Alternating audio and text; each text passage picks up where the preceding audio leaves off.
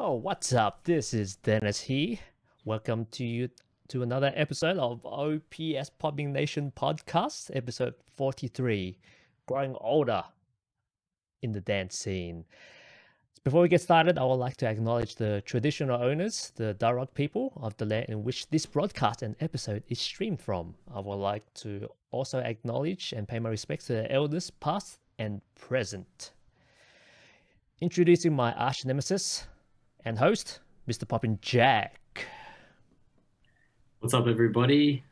Big thanks for joining us tonight. I'm very excited to have our special guests on. We're going to talk about, the topic is growing older in the scene. This was a chance for Danis to really talk about himself, have his Do You Know Who I Am moment, and make sure that everyone remembers him in his as most infamous villain in the Sydney dance scene that we'll never forget. So I'm Jack, and welcome to the podcast. I'll get, if I can, please, Kaz, could you please introduce yourself and welcome to the podcast? Hey guys, I hope you're all well tonight.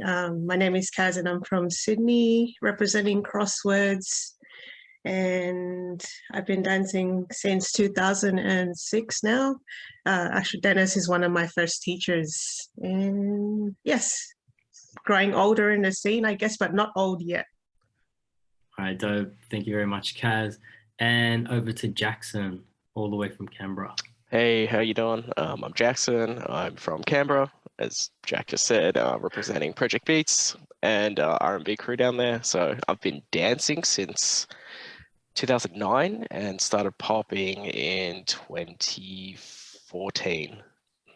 Yep. Dope. Thanks, Jax. And going over to PJ who is in Melbourne. What's up, PJ? Introduce yourself. Yeah, my name is PJ. I'm not sure how long I've been dancing for. I don't really keep track, but I think it's somewhere between 17 or 18 years. I'm not sure. And yeah, we're here just to have this great conversation. All right, dope. Thank you so much, PJ. So yes, as I said, this is Danis's idea, his moment of glory, the Do You Know Who I Am podcast. Yeah, do you know who I am? The growing older in the scene. So I might go straight to you, Danis. You wanted to talk about this topic, growing older in the scene. So what are you hoping to get out of tonight?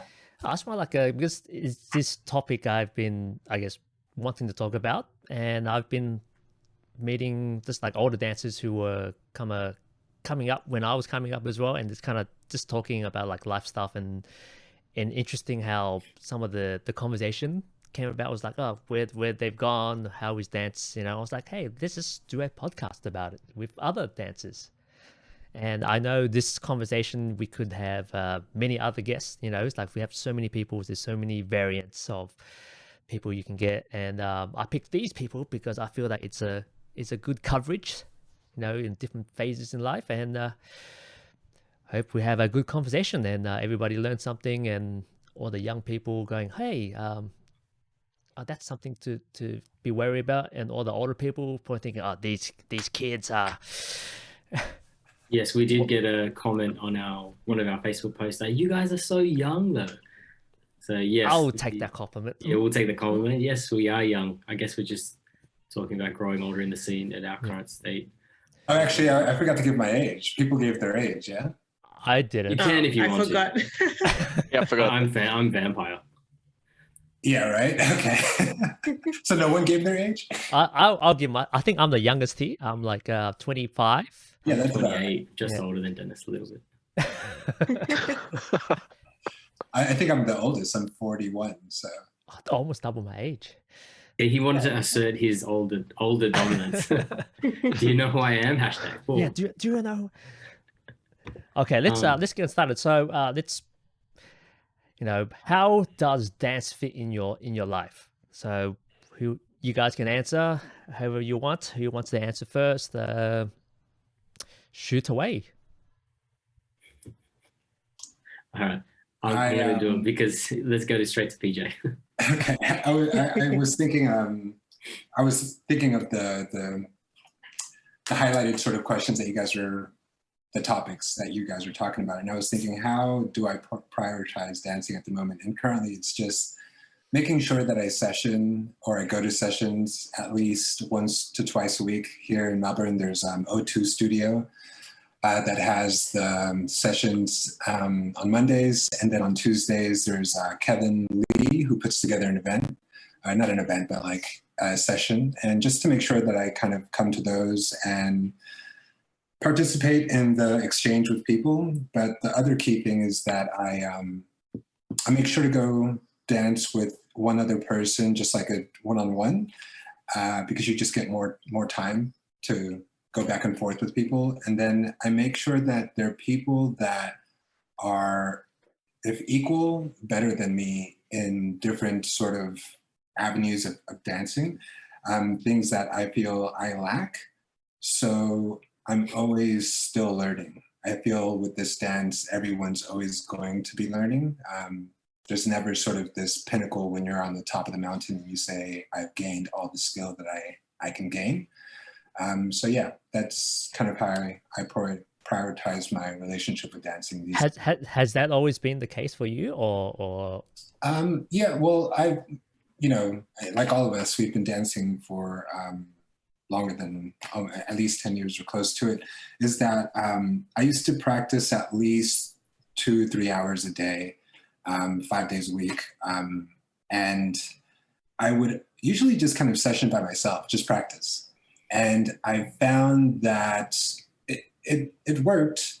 But at the same time, when you exchange with another person, and I've always done this, but not to the amount that I do it these days, is that you kind of get feedback. You get some sort of, I don't want to sound cheesy or anything, but there's like an energy exchange where you give your energy to someone that does something incredible, and then it's returned. So you kind of have an understanding of where you are in regards to what you're doing. So yeah, like a lot of the time before in the past, I would just session by myself, or a lot with Carla. And with Carla, you guys know who Carla is, or I think a couple of you guys do. We've always danced together. That's kind of how we met. And we would be a little competitive with one another, where we wouldn't be able to really, I think, give that positive feedback, because we were always trying to up each other. And I think when I session now with other people, and even when I do on an occasion with Carla, is that we are able to give each other that sort of feedback. It's like, oh, that's fresh, or, or not, just be silent. But it's rarely ever that. It's rarely we're silent. But yeah, sorry, long answer. I like it. I like it. That's the first old man rant. There'll be many more. Yeah. Okay, I'll keep the tally. And how about you, Peach? Oh, sorry, Poppin Jackson. Poppin Jackson, PJ. There's so many PJs. So I was similar to PJ's thing, like prior to having a kid, even in my adult working life, like after hours would be straight to the studio and like there 3 to 4 hours and kind of a night, just training and drilling and exchanging with whoever's around the studio, and just training basically. And it was a huge part of my life. Now, especially in the last couple of years with the new kid and different transitions in life, dance is still very important to me, but in terms of, especially during this flux period, I feel like it's still, a lot of things haven't quite landed where they're kind of going to be. So I've been quite energy poor, time poor.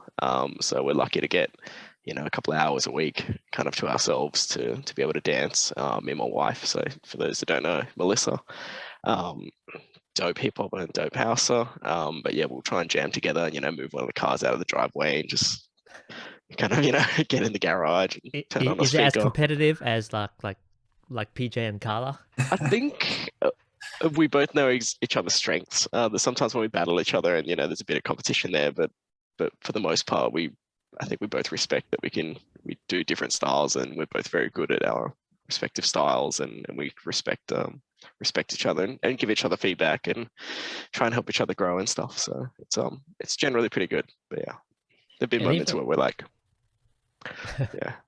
Because like you said, you're I think you're the only parent in this panel, unless we have like we don't know any kids that we have.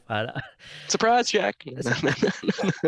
So how was that transition from I guess when you had the kid, the priorities changed and then kind of coming back out to dance again? It was a hard transition because like it's a whole nother person now. That all your energy and time and priority should be there, and there's almost a bit of like when you first start, you're trying to find that balance because now you're kind of juggling a new role, right? A new identity that doesn't sleep. It's not like, you know, you ever not a parent anymore, if that makes sense. So it's like when you leave your job, you're no longer working, right? Yeah. But this is like you're always on, and then you're trying to find that balance between like that new identity as a parent and trying to still be a partner, like a good husband or whatever, and then your work identity, then your own identity as a dancer too. So there's a little bit of trickiness there. At first I felt like it was a big kind of identity hit for myself, if I'm being honest, because, you know, you identify as a dancer. You're like, oh yeah, I'm a dancer and whatever, and if you don't practice and you don't dance and you don't get down and you don't actually get to exercise that part of your identity, that does feel like a giant identity loss, if that makes sense. So I was kind of like working that, and then it's funny because during that time I was still doing stuff. I was still doing like animation courses overseas and like waving courses and stuff, even when like Kai was born. So I was like trying to sneak in dance as much as I could, and there was a point where I was kind of hitting a bit of burnout and going, okay, I think I just really need to readjust everything, because, you know, you kind of get used to, well, for me anyway, I got used to like juggling so many balls, and then just having basically the thing you're standing on just kind of shook, and then a few more balls thrown in there. I wasn't really giving myself a chance to kind of like settle into it, if that makes sense. So after a while, I think I kind of found that balance a little bit more. I didn't feel as guilty, because I think when I first like initially started training again, it was like a balance between, well, you're supposed to be doing fatherly stuff, you know, your house is a bit of a mess, you're supposed to be doing this, you haven't given your wife enough time to kind of, you know, to let her relax, but at the same time, you feel like you need to train, so you almost get this guilt for doing it, for taking that time to yourself. So yeah, it's still something, you know, I semi-struggle with, but it's getting better. Oh, that was a lot more, a lot of new info for me. Yeah, right? I felt the same. That's pretty heavy. I feel like you're dealing with something more adult than any of us. Yeah, it's a different phase in life. Definitely a lot of learning, a lot of. So how did it feel to kind of come out and participate in a comp again after all that built up fatherly? It honestly made me feel grateful. Like prior to having a kid, you know, you go to jams week after week or like cypher after cypher, and just sneaking to the studio and like training once a week for like a couple of hours, it's like, oh my god, I actually miss this place so much, because like the place has memory, and memory brings energy, right? So when you step in, you feel the energy, you breathe in the space again, and it's really refreshing, and it makes you kind of realize how much you kind of took for granted, if that makes sense. And then just going to a jam and going, oh my god, I haven't seen people in here in like 6 months or like 9 months or whatever, when I used to see them every 2 to 3 weeks. So it gives you a new appreciation for that. Yeah, definitely. Kaz, Yes. So, like, what was the question again? what was the question? Yes. What was the question? How does dance fit into your everyday life? At the moment. You can talk about the moment. You can talk about how we changed throughout the Okay. years. Okay. So when I started, I was just out of high school. I was 18.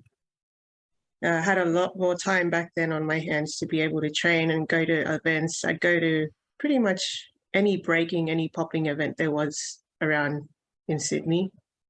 But as you know, you get jobs and get into relationships, you have family, you know, you got to make time for all these things. And now, if I move forward to where I am now, I'd say I am having to make time to dance, whereas before then I can pick and choose when I wanted to dance throughout the day. So at the moment, I'm just trying to keep it 15 minutes a day at least, just to keep moving, because work is very demanding. I just started a new job actually, so just, you know, finding that balance to juggle, you know, clean the house and you know, make time for my fiance as well. You know, those are things that, like, you know, you kind of got to work through as you go, as you get older. And I'm still learning. I'm just learning now. I feel like I'm just stepping into that part of my life where there's a lot more responsibility. What it looks like to me now, it's more about creating video projects, dance projects. Back then it was about battling and trying to be recognized, but it's something that I learned over time that for me personally, I don't know, like, if there's anyone else out there that feels the same, but having that, I guess, the desire to want to have a title or have that street cred, like, eventually it will catch up to you. Like, it caught up to me, and I felt like, well, you know, I started dancing because I love the movement. I love dancing. I love popping. I love hip hop, bit of whacking, different stuff, right? But it felt like it was sucking out the passion for it, you know, having that desire to, oh, I gotta win, I gotta make it to the top 8, I gotta, you know, get my name out there, I gotta get to the top. But once I let go of that, it feels so much better for me in my journey in dance. I could enjoy it so much more. I'm enjoying it much more now than I was when I first started, actually. If that makes sense. I don't know if that hits anyone, if that hits home for anybody, but Oh, that totally makes sense. yeah. And it reminds me of like a conversation that we had regarding, because you were the few ladies who are doing popping, and then I guess seeing the scene kind of change with like more like women participating. How did that kind of make you feel, and that journey? Seeing more females jump into the scene. Yeah. Before I'm you not were gonna I'm not gonna lie. It felt good to be a token, to be honest, for a while, because, like, you know, I've always been good at getting along with guys than girls. So when girls came into the scene, I'm not gonna lie, I feel like a little bit jealous, a little bit competitive, to be honest. And it was hard to accept, you know, hey, like, this scene is gonna grow, females are gonna step in, but you know what, it's what we needed. It's what, like, regardless of how I felt back then, now I'm completely fine with it. I'm all for it. I love seeing when females jump in and, like, they're just, you know, they're going hard out just as much as the guys can. Fresh. How about you, Danis? What's your backstory, bro? Oh, my backstory, like What's your origin story? If you guys done your history, then of course you guys already know. We don't know who you are. Please let us Do your know. history, bro. Do your history. Yeah. I guess for me, it's because I got into dance in 2000, so I was in high school at the time. So I think I was 15 or 16. About 4 or 5 years ago. Yeah, 4 or 5 years ago. yeah, very young, and it's always been there. It's always been there. The the dancing has always been part of my life. Like whether it's like and it's like kind of embedded now. Like everything I do, I always like, okay, yeah, I make time for it, you know, and I realized as well when, you know, having a think is there was a lot of opportunities because of I feel like I used dance as like a procrastination escape from I guess the realities or like more like topics like a career. So I feel like sometimes like Dennis, do you want to go out for this? I was like, no, I want to go dance, and I feel like that was like a few nexus points that could have changed. And right now, it's like, and it's always been there. And right now, I did kind of think about, okay, maybe I should drop it off and slowly phase out, you know, and focus on other aspects of my life, which I feel like because of the whole COVID lockdown, because I couldn't dance, so and I was a bit lazy to practice at home.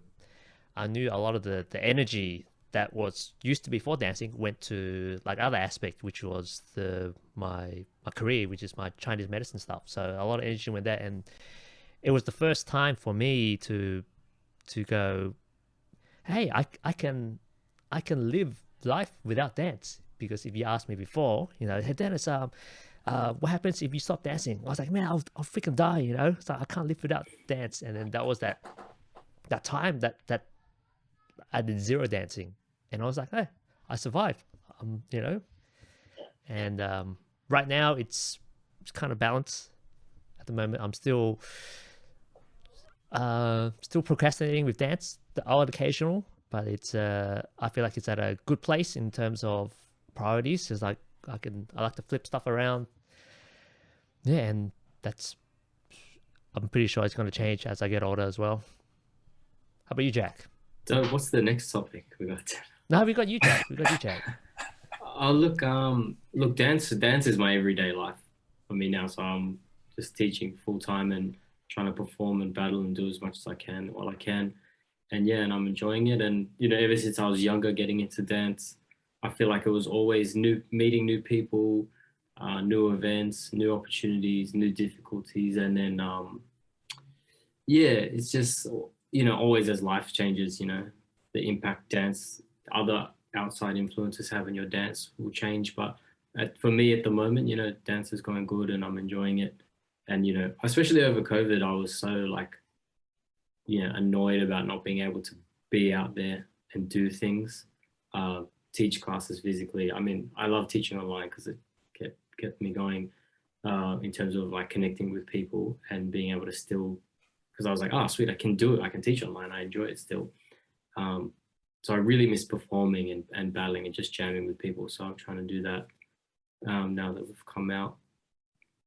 And yeah, but like dance is every day. So I'm just trying to. So I remember at the time you left your job as a Woolies. Yeah, I was a groceries assistant. Yeah, a groceries assistant. I was like Woolies grocery assistant. You didn't let me finish. Yeah, Woolworths grocery assistant. Yeah. Sorry, yeah. So you've been working for like 10 years, yeah? Like when you were like kind of high school. Yeah, I started in 2006, and I finished up in 2016. I was like 10 years. Got my long service leave. I was like, sweet. And what was the decision for you to kind of like, okay, I'm gonna change the priorities and just focus on dance? How was that thought process? Well, I thought it was like now or never.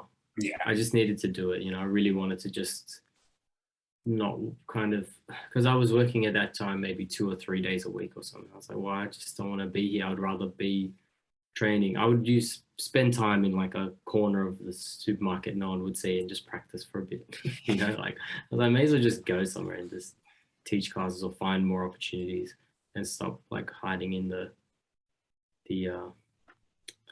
supermarket. So just wanted to do that. And I thought 10 years was enough time, especially 10 years at you know, at most jobs, you know, people find it like, okay, this is a good time to try something different. So I wanted to just do dance. I'll just give it a go. dancing at work, I've done a couple of times. I used to work for a medical biller in the States, and this was like in cubicles. And during my lunch break, I would go around the side of the building in my suit and just put on my headphones and then train, not train, but just, I guess train for like 45 minutes. Yeah, nice. And no one knew what I was doing. But that's, I think all of us can agree, that's how much this thing can kind of take over our lives, where it's a mixture of wanting to get better, having your identity built behind it, and like just loving it. And I kind of wanted just to bring back what Kaz and Jackson touched on, which is losing identity, like what happens when you're no longer dancing. I think, Danis, you are probably one of the first people to have said that they, I guess by chance, through the pandemic, they realized that they can do something else and not feel as though they've lost their identity through dancing. Because I've always thought, if I don't have it, what am I going to do?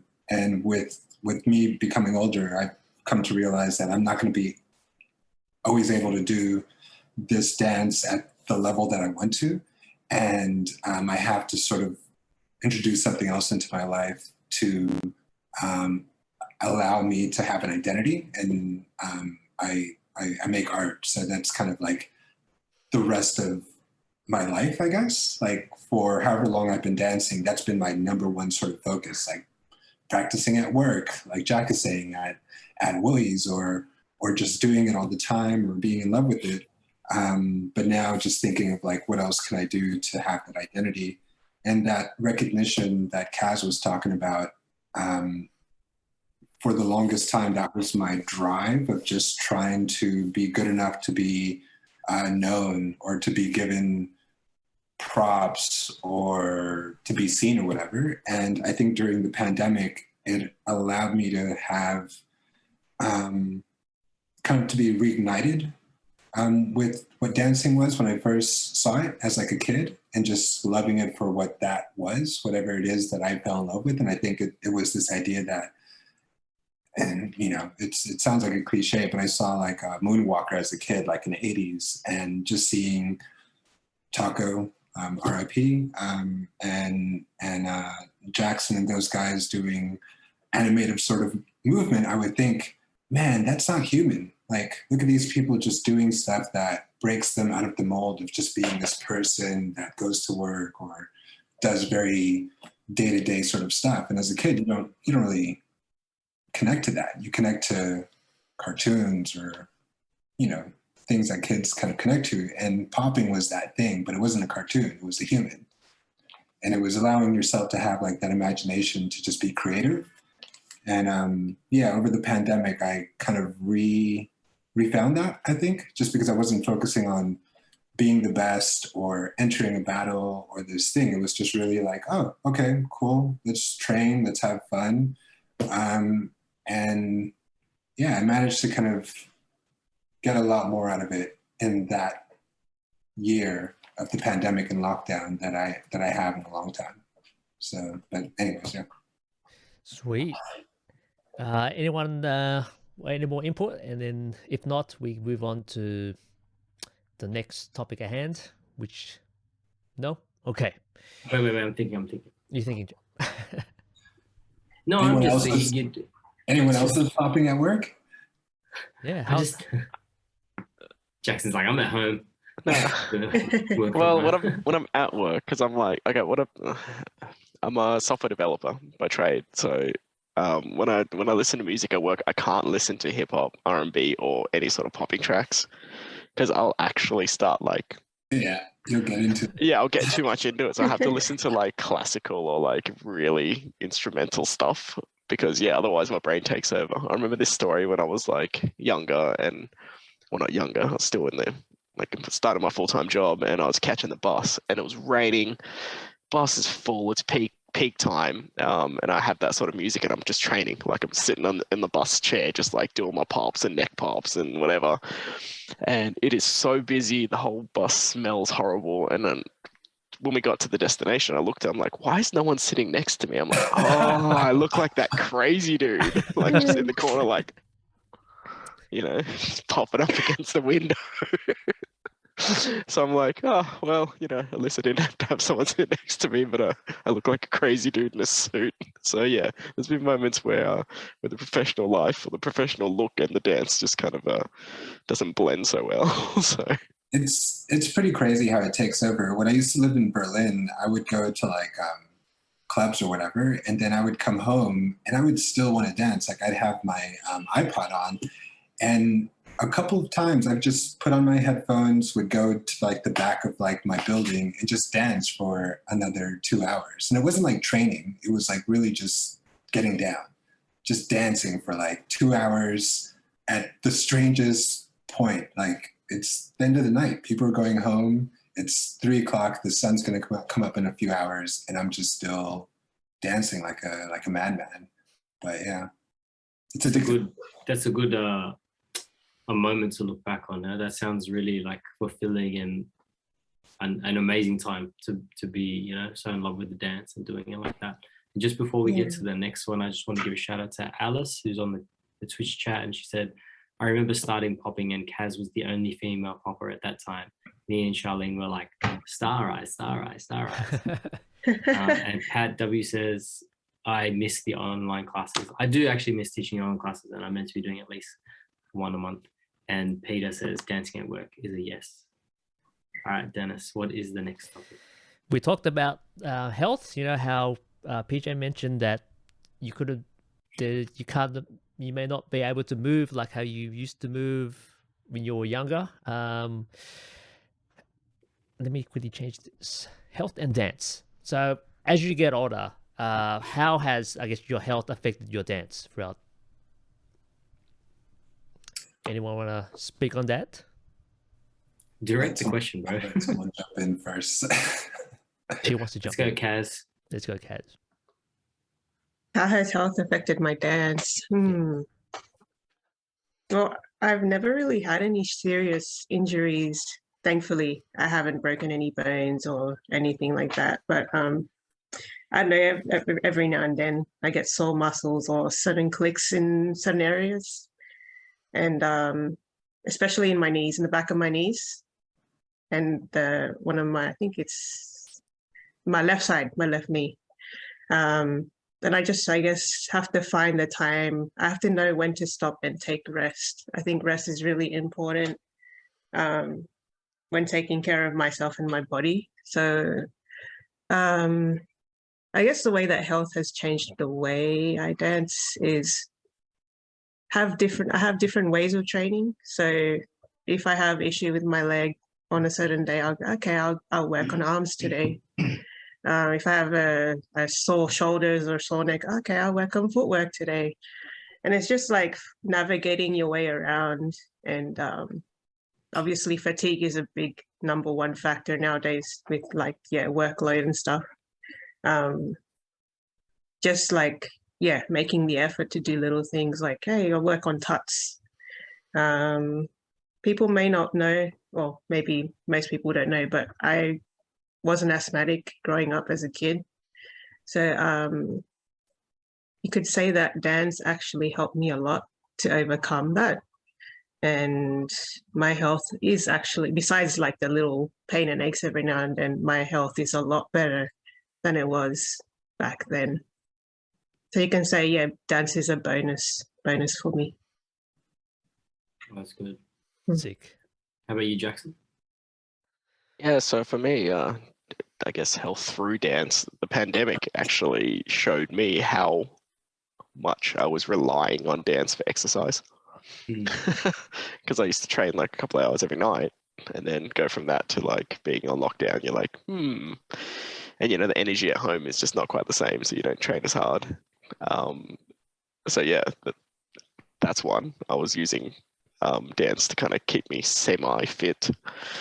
In terms of injury, same thing. Like as Kaz was saying, like I have to be more aware of my body than I had to when I was, to -5 years, -7 years sort of thing. like your body would just recover. If it's warm, you know, you kind of chuck stuff, or you're like, oh, let's try this weird twisty motion out, and, you know, create new pathways as you go. And as you kind of get a little bit older, things don't move as quickly, so you're a bit more. I think for me, as my body kind of like alerts me to certain things, it's actually not.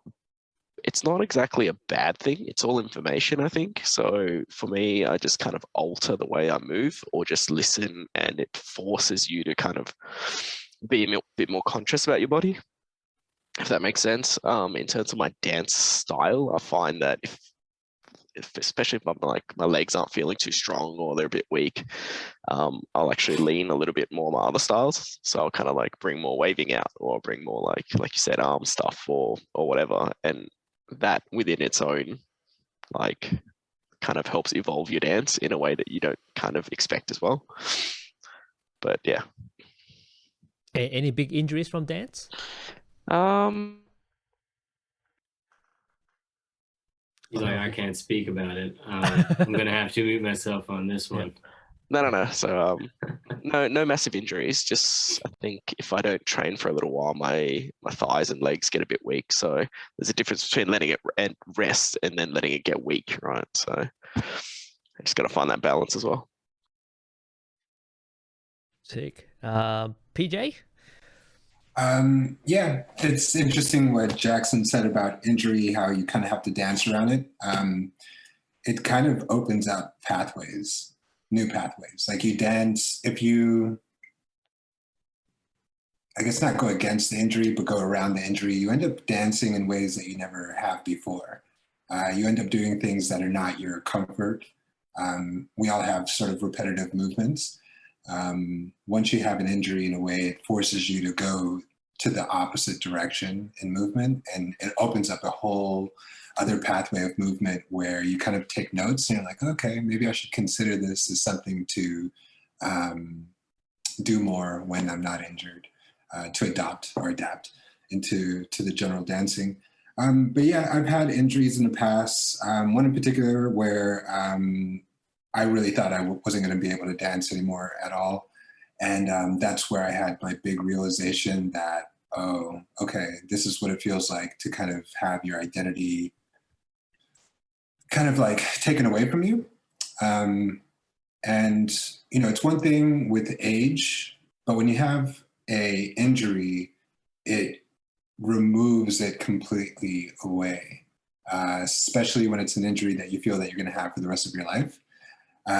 Age is this sort of thing now that I think, oh, I can always just kind of adapt and change to my restrictions of movement. But an injury is kind of terrifying.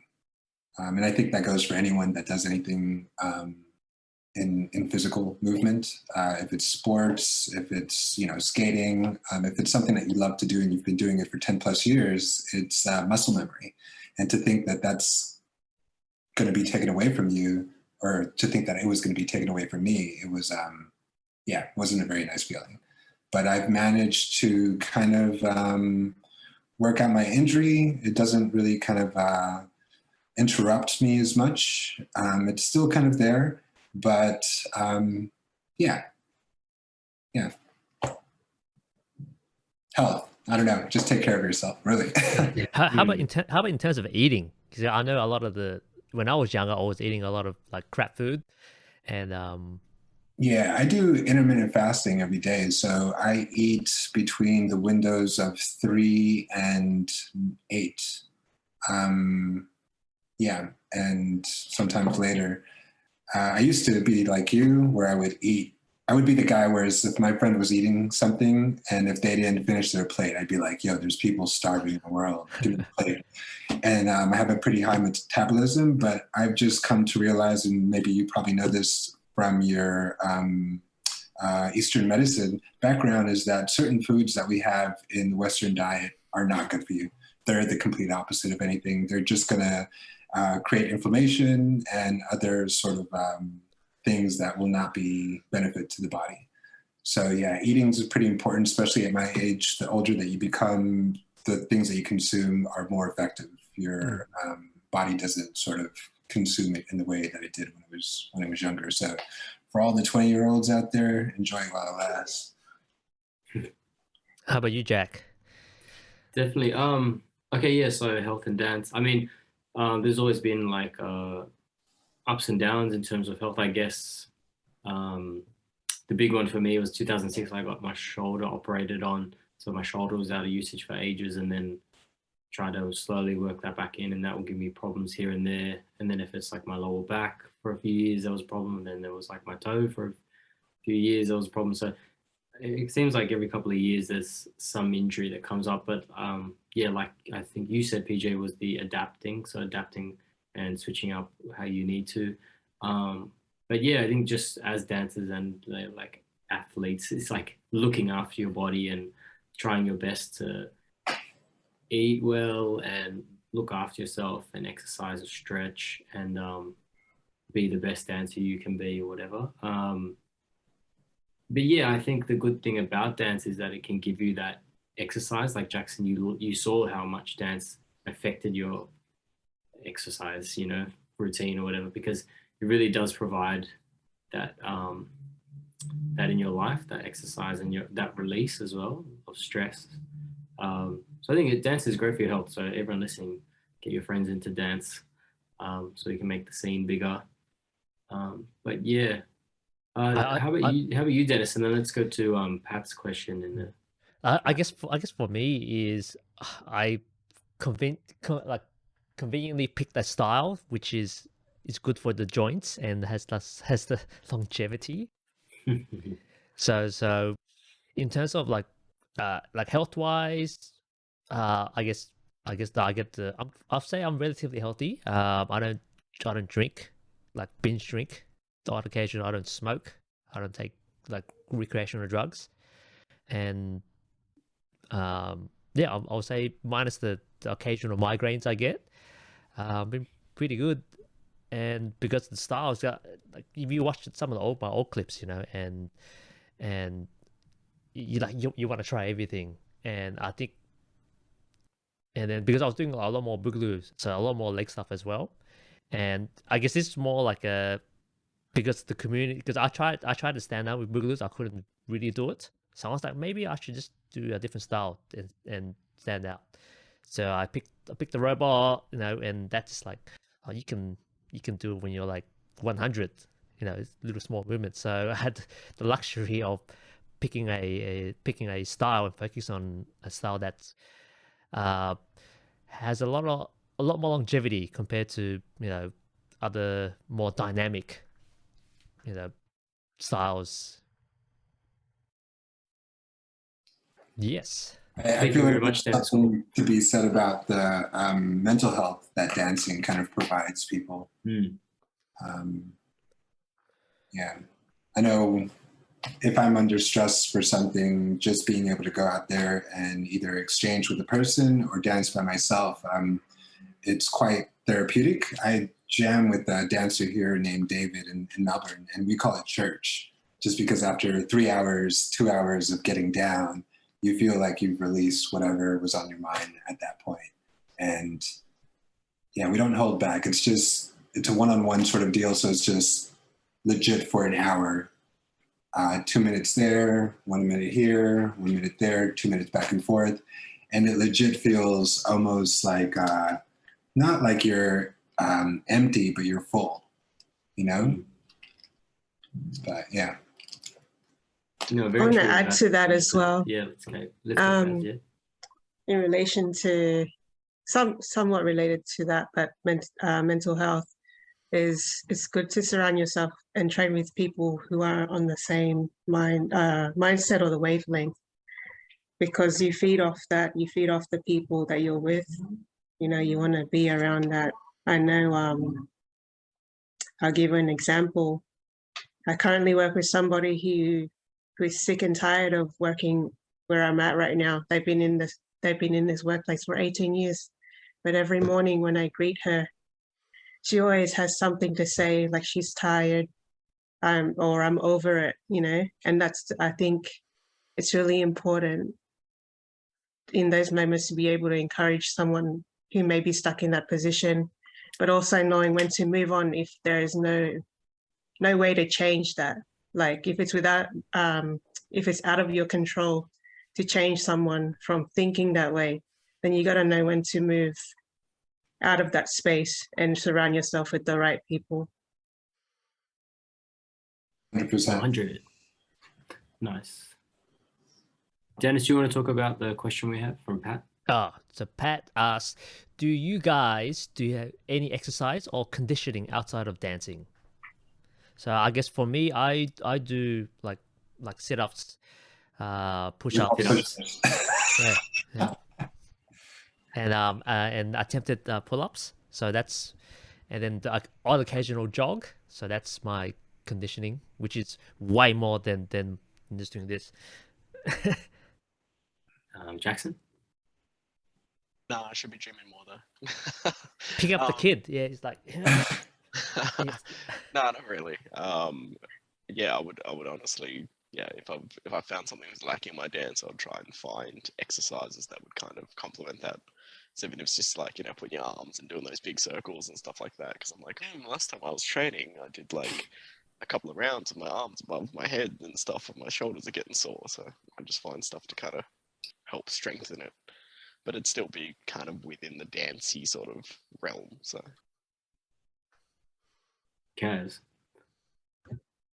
I actually used work. Like I do a lot of manual handling at work, so I used that opportunity to I used it as this is a squat, or push something, pull something. Like use that as my other form of working out and just using the right technique for it. Besides that, I've been doing a lot of more stretching now that I'm getting older. Like I'm in my 30s now, so 30? I thought you were like 20. I'll take that. I'll receive that. No, stretching is definitely like going up there on my list as a regular thing now. It's really good in the morning and at night because it helps you wake up in the morning, get ready, and then at night it helps you unwind and relax. So yeah, strongly advise stretching. PJ? I haven't really been too focused on my physical sort of exercise in a couple of years. I used to have jobs that would kind of have me, sort of work out through the job, like Kaz was just kind of saying. In the summertime, I'm just a lot more active, where I'm doing things that I naturally like to do that kind of fall under exercise, like go swimming quite often at the pier near here. I ride my bike everywhere, so I stay active, but in regards to just doing physical exercise, I haven't put my attention. I need to, just because, once again, the older that you become, it's just harder to accumulate muscle and to just kind of work to take care of your physical self. But yeah, no, I haven't really as of lately. No exercise, no pull-ups. But you dancing like. Yeah, I dance regularly, yeah. But at the same time, there's something to be said for actually physically getting muscle, like just to activate the muscle to sort of work in your favor. But no, I haven't. I need to. I was recently talking to Carla about it, and she's always doing something physical, and she does things where she finds things that she loves to do that it's not exercise, like kind of dancing. It's not exercise, but there's a benefit of exercise that comes out of it. But I used to just kind of pull up on a pull-up bar that I have here and do my pull-ups and stuff. And but I haven't done so as of lately. Jack, I heard you made a home gym during COVID. Is that true? Is that true? He told you that. He told you I can afford a home gym. You're like. Yeah, right. Look, for me to finish it off before we go into the next topic. Like earlier in my 20s, I would like to go to the gym a couple times a week, and I really did think of that as benefiting my dance, just getting the whole bigger, stronger, faster idea. That was my Derek Rose idea. Too strong, too fast, too good. And then I guess it changed a little bit to doing different things, especially over COVID, like because I quit my gym membership and all that sort of stuff. So since then, I've been doing more walks and different sorts of training. But yeah, I try and do some stuff to keep the dance strong and all that. What happened to your guns, Jack? You still got your guns? Yeah, they're when I do my sit-ups. Yeah. What's the next topic then? Okay, we're talking about participation. So a bunch of us are more active than others in our community, and you know, it's. I want to hear everyone's, you know, how they feel. How important is participating in the dance community, or you like that's fine, and maybe we go from there. So who wants to start us off with participating? Let me quickly change this. Participation. Can I might jump to Jackson, just talk quickly about how you were one of the first guys in Canberra, especially for this new generation. How does it feel now, like teaching that generation through Project Beats, and I guess stepping away in a sense to obviously raise Kai, and then just see how the scene is going? And do you feel like, well, what does that feel like? It feels very rewarding, I think, because like I know that there's been like sprinkling of popping here and there in Canberra, but it's never been long lived. So I feel like having something that we've, you know, kind of built at Project Beats and just seeing it kind of survive like through the pandemic, and then me stepping away too and having almost like my first generation of my students are now starting to teach as well. So that's kind of cool that to see that come through, and that it kind of doesn't end with me, if that makes sense. Yeah, definitely. So it's very rewarding to see, and it's quite humbling. You're like, oh, awesome. Like, yeah. Were you kind of, was there a worry that, okay, if I'm not teaching anymore, it's going to die? Yeah, there was early days. I was like, you know, within your first sort of 5 years, you're like, well, these guys are still learning. Everyone's learning. And I guess the foundations isn't strong enough as a scene, I feel. Like, even though now our popping scene isn't huge, it's still quite small, but I feel like the members in it are quite grounded and quite strong, and they're quite dedicated. So yeah, just seeing that and having them take over, and I knew they were going to do a good job, and they did, and the scene's still alive. So it's good to see that. Do you feel that your participation level currently is enough, or do you want to participate more?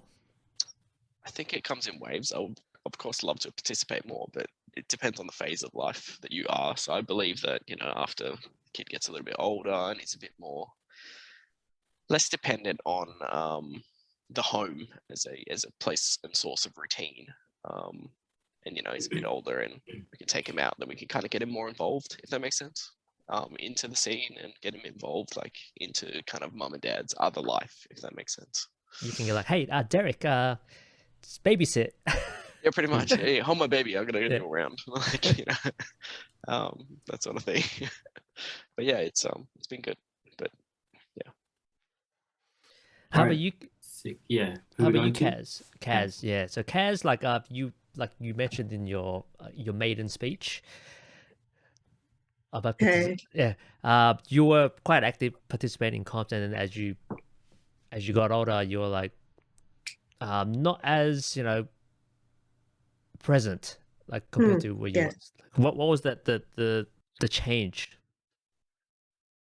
The change was, I guess, responsibilities outside of dance, of course. Family time, making time for family, making time for personal relationships with friends and my partner as well. And also, I guess, the intention behind why I was dancing. That was one of the main things. So it changed from, you know, wanting to always compete to, hey, I just want to enjoy it and I want to train myself and develop myself.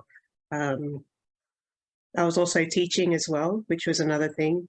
A lot of time goes into investing into, you know, feeding into other people's journeys. And I guess, yeah, I think I just found I got a bit burnt out with the battling. And so I stopped attending every single event I could to now just, you know, hey, I want to go and support. I'll still go and support some events now. You may not see me at every single one, but I always, you know, try and make the effort to pop up, not just popping events, but like go to your breaking events or your whacking events or house events. Like it's a whole big scene here, you know, and I think that it's really important to show your support in other styles, not just your own. And yeah, that's what I'd say. It sounds like you're at like a really good like space of regarding participating and then focus on that other aspects of your life. Yeah, I really do feel like it's just a beginning as well. Like, I don't know what it will look like in 5 years from now, you know? You may see me at more events. I may go back to battling all over again, or you may not see me at all. But hey, I know that dance is definitely something that I'll be doing until I can't have that mobility to do it anymore. Ooh. Yeah. PJ? Yeah, competitions or even sessions. The O2 sessions on Mondays, there's a wide range of sort of skill levels.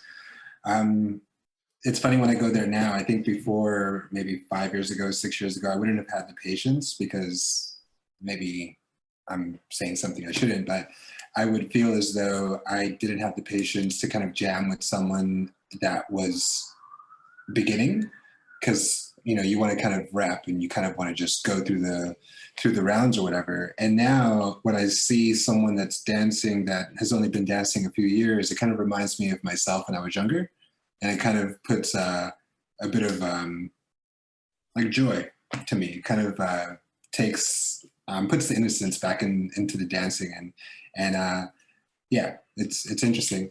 As well as when I go to whatever sessions or battles or whatever, I feel it's important just for everyone to still kind of hold that community, still interact with one another, instead of, Lama was talking about this recently in one of his posts, of just this recycled sort of generation of dancers. Maybe it only really applies to Melbourne or to smaller places where there's never a strong enough foundation for it to kind of be a lineage of a community.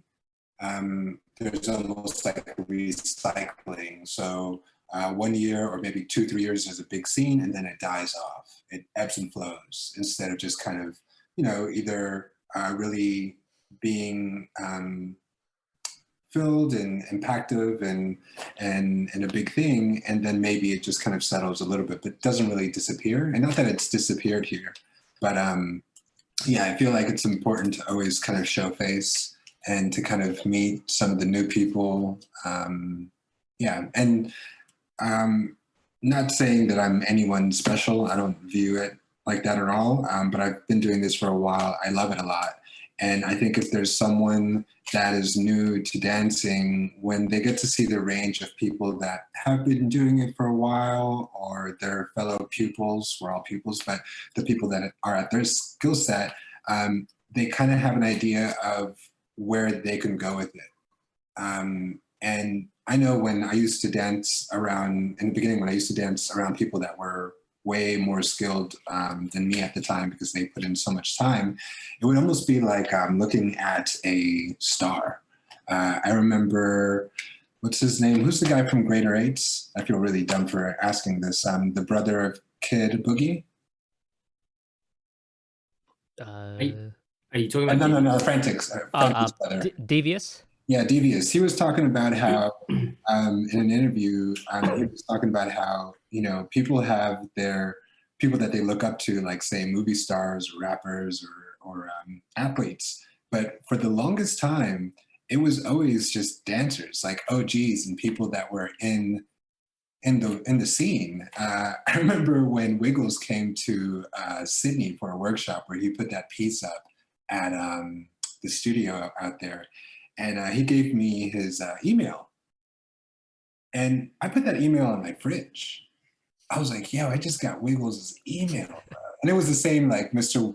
Wiggs .biz that he had on his website. But for me, it was like this thing that was bigger than life. So if I'm, you know, anywhere remotely close to anyone like that, which I'm not, but if I'm even close to being like that or impacted like that to anyone, I'm more than happy to do so. I fan the hell out. Like when it comes to dancers, Judy Boogaloo, meeting him the first time when he was in Sydney, I was like, I don't know what the fuck I'm doing here. This is crazy. It's bugs. So yeah, there's a lot in there. Yeah, it's like I guess we can kind of delve into this a bit more. So I guess question for everyone, what do you see your role in the community? You guys can have a think. Can we ask Jack that, since Yeah, I feel like he has like the most practice in it? You got a whole lineage of people behind you, buddy. I was gonna get Danis asked first, but what was the question again, Danis? What do you see your role in the community? Oh, the role in the community. My role in the community, I feel like, is my role that I enjoy, that I want to do, is try to connect people more and like connect the scenes and kind of join the dots and make sure like, oh, you know, that if I see like a 17-year-old kid at one studio, oh, you know, there's this cool kid, you might get along with him in Canberra, you know, you should link up, because now it's so easy to do so online, whereas before it was, you know, there's a kid that's the same age as you might see them sometime, you know, at an event somewhere, but now it's so easy to link up. So I'm like hopeful that we can build the community in the scene like that. And my role, I feel, is to teach the dance, grow the scene, try to put on events, support events, and just do the best that I can do while I can as well, and represent myself, my crew, and Australia and all that as well. How about you, Danis the Menace? To let everyone know who I am. Who I am. I knew you guys. Yeah, knew it. And I guess my role kind of changed throughout the years. I say currently, I like to kind of, as a more of a documentation in a way, like documentation, like this conversation. I guess it's to, it's like to keep everybody's legacy like intact and have it there somewhere so people can access it. Because back in the days when back in my not my days, like in the 70s, 80s, their days, the people, like the technology that they have to record and document stuff is a lot expensive. Now we have camera phones, that can do HD, 60 frames per second, and it's so easy to do it now. And we should do that, because a lot of the, I guess, politics of the dance is because people didn't. I feel like they didn't document the history. It's like, okay, my word is against your word, So it's to future-proof our, any potential conflicts, hopefully, and to. Dennis, you're feeling to do like someone say something. Actually, no. In section 3 of the podcast number 75, you explained that you didn't create. Yeah. That's the. I guess it's. No, that's. I guess part of the. It's an aspect to it. Is like you just don't want to lose your legacy in a way, and because you invested so much time, blood, and effort, and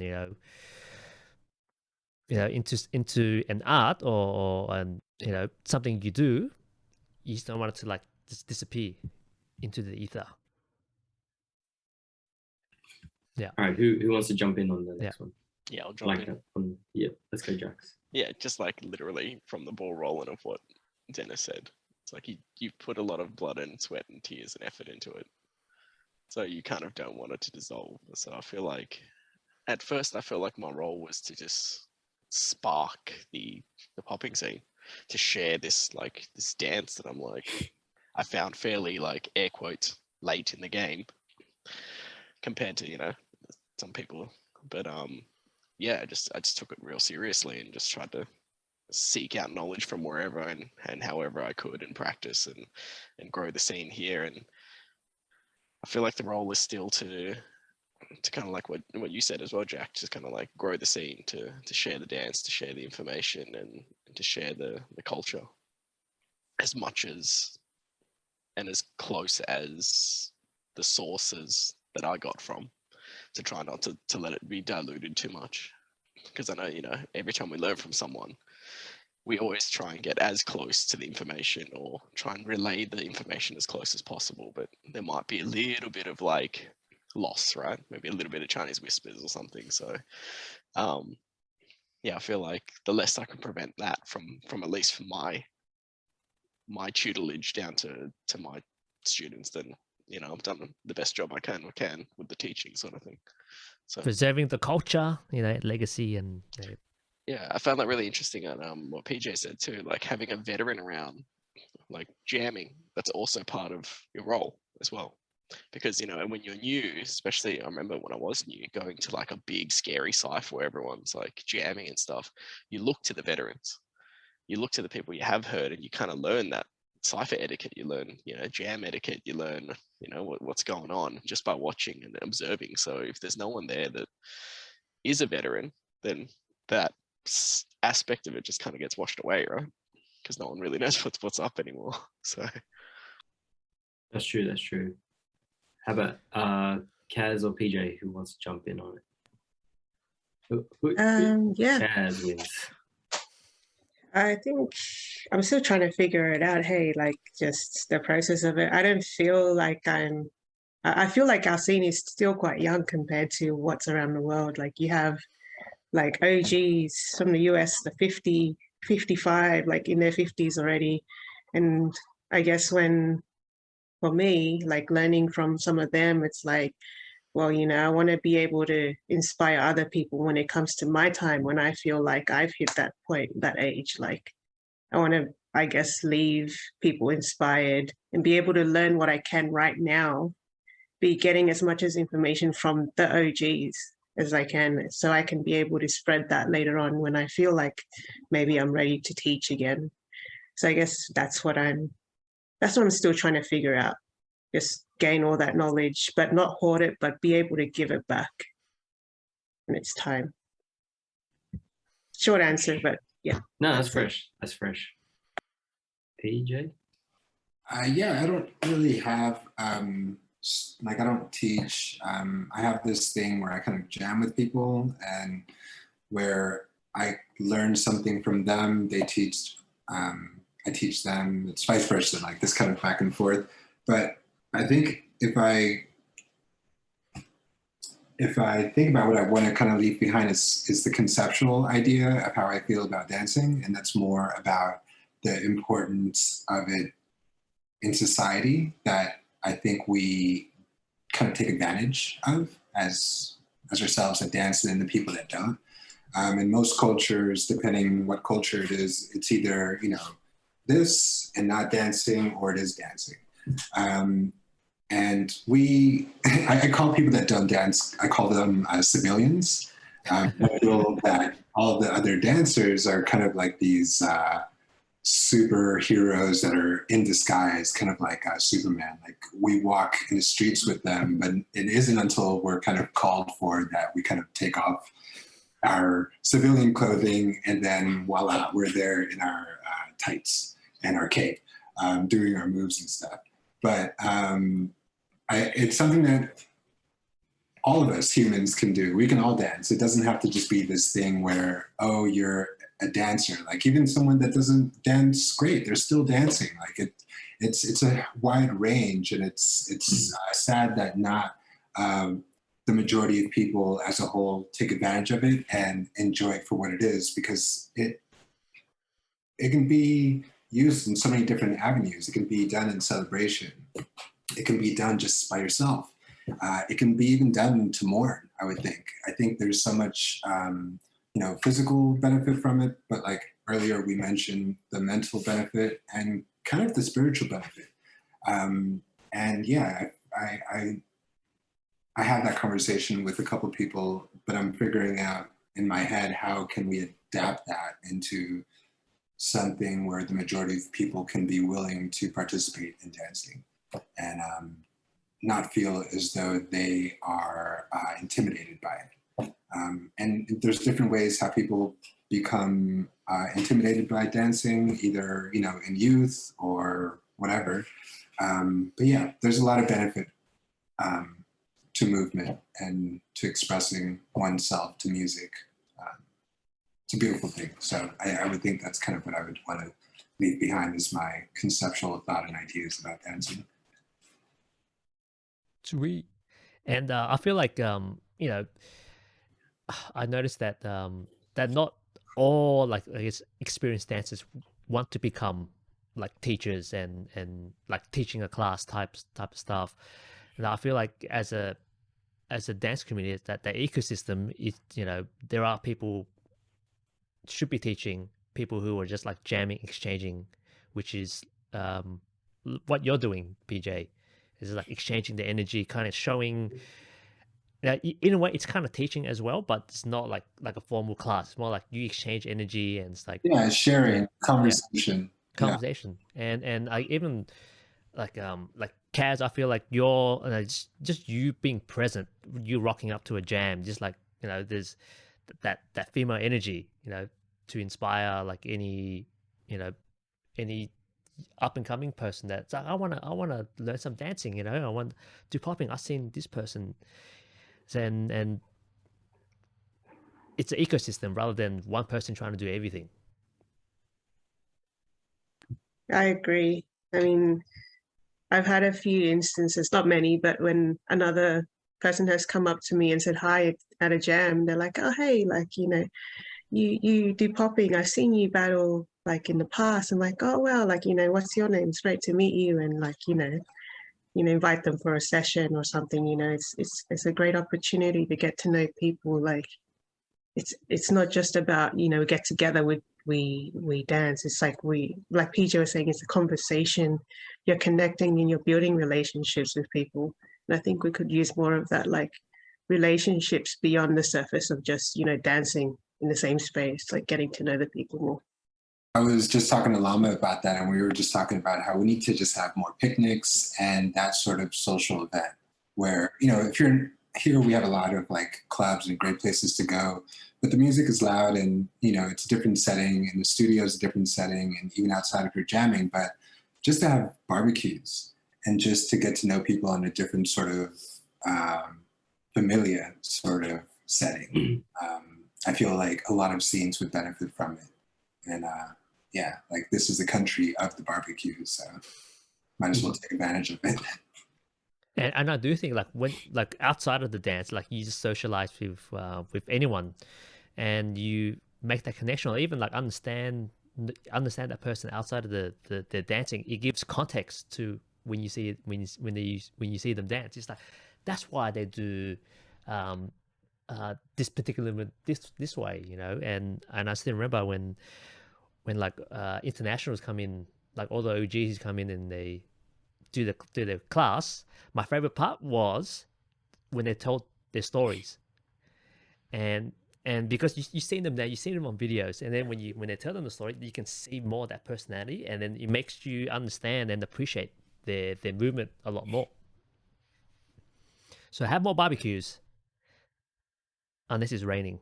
Oh, you can still have barbecues. That's also the historian in you. Yes. Jack, you want something to add? No, I think that's all good. Let me change this. Jackson's making me hungry though. These nuts, is it? What are you eating, bro? Little chips or whatever. I just found them on the desk. I sure Just hope, found them on the floor. hope they're all right. Okay. Speaking of Where are we up to? it's called the Do You Know Who I Am? Growing bitter, you know, it's my favorite part. So That's his favorite part. you know, it's like, I guess this kind of, as much as I kind of joke around, it's like, do you know who I am? This type of stuff. You know, I noticed that. Oh, what's up, Llama? That A Who's lot of- Llama? Everyone keeps saying the name Llama. Who's Fave's son, Llama? he's in the chat. Oh, He said hi. oh. Check the chat, Jack. So a lot of the older people, I noticed a pattern. It's like a lot of them became slightly bitter or annoyed at the younger generation. You can see it through music. It's like, oh, our music was better back in my days, and these music is just like noise, And I just want ask the panelists: have you, as you become more wiser, have you also become a little bit bitter? Why don't you One. start with that, Dennis? You were the hashtag DoYouKnowWhoIAm mastermind. Well, I should make a shirt. Do you know who I am? You should. Yeah. You can get in a link. We'll make some soon. Yeah. So it's. I had as much as I parody, a lot of the, that line, as I said it throughout the years, it's like part of me is starting to I actually do feel, do you know who I am? And I had a little think about it, and it comes down to again, you put in your blood, sweat, and tears for many years, and then you have a new person that and go, who are you? It's like they're kind of crapping on your legacy. So it's that defensive line is and because that was okay, I'm starting to understand why. I'm starting to sympathize with the angry old people. That's funny. Yeah, so I feel like I'm almost coming at it at a different direction because I think the more that you're truthful to yourself, and I guess you are, is the more that you kind of understand that you kind of have to stay focused on yourself. And if I'm looking to others to get sort of acknowledgement of my position, then that means I haven't done the work enough. Because when you focus on yourself, there's no need to look to see if anyone is acknowledging you, because they are, because you're doing the work. And even if they're not, oh well, it doesn't really matter. So I think it's a mixture of focusing on self, improving self in different avenues, even outside of dancing, and as well as trying to help others whenever you can. That's something I'm trying to learn to do more of, and not be as selfish. But yeah, if you focus on yourself and be truthful to yourself, I'm like, why do I feel bitter? What is it about this person or this situation that's making me angry or bitter or annoyed? You have to look at yourself in the mirror and ask that person in the mirror and be like, what's up with you? Why are you being a bitch? Why are you feeling this type of way about this thing? Yeah, you have to be truthful with yourself. Or I have to be really truthful with important. myself. I think it's really important what you're saying, PJ. I think you're right on the money there. With the "Do you know who I am" statement and everything you just said. I'm like, yeah, that's so true. What you said. You got to look in the mirror and you got to talk to yourself about, why is it making you feel this way and all that. So yeah, props. That was dope. I did that heaps with you, man. How for the longest time, I never allowed myself to look at you as just a person. I always looked at you as oh, that person I'm battling. And we ended up in a multitude of finals, I think 2 or 3, and you're a beast, bro. You got your battling game down packed, and you always took it out. And then it wasn't until the pandemic where I got actually Instagram for the first time, and then I saw who you are as a person, and I allowed myself to look at you and to look at your the good aspects of you, what you have to offer, and that's all the things that you said earlier about teaching people and leaving a stronger culture and a scene behind. And then I think it was at that point where I was like, you need to stop. You need to kind of put that battle mentality away. And the pandemic allowed me to do that. It allowed me to have a better relationship with dancing and potentially, actually definitely a better relationship with people that I looked at as competition, like yourself. So It's the silver lining, in the pandemic, all these little things. True. Yeah. And how about you, Kaz? Growing bitter, how to avoid growing bitter, right? Yeah. She's like, I ain't never gonna get bitter. Kat, you mentioned it in your Yeah. with the, I guess when the more female dancers came in, and Yeah. Yes. Was it a hard, I guess, change for you? Did it take a lot of time, or it was more like a switch? It took me, I'd say, a year, about a year, to kind of accept the fact that, hey, I'm not the only female here anymore. And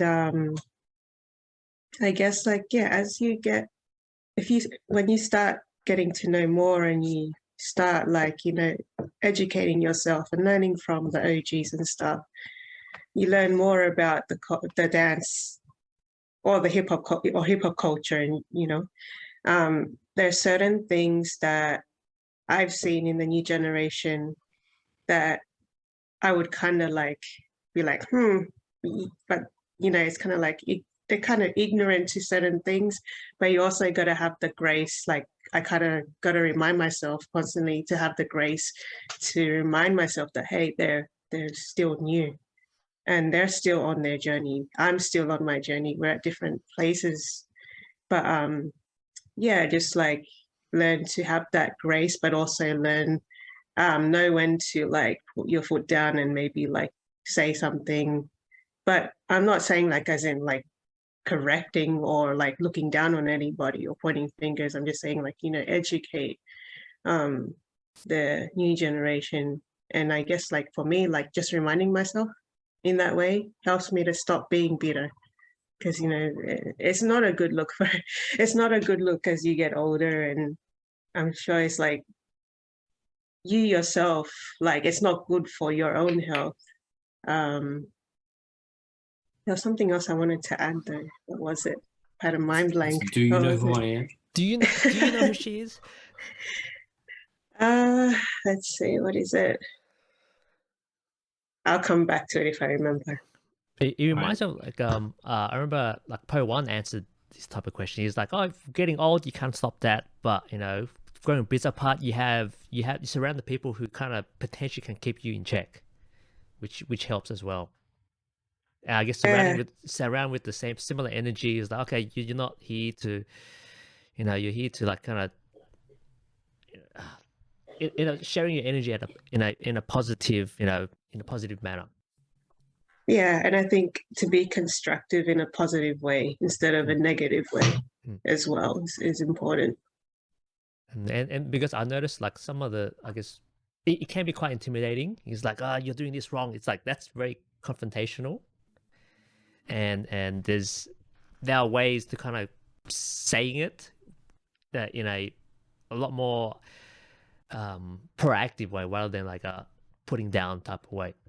And I guess like there's people have different approaches to it as well, and we may not agree all the time.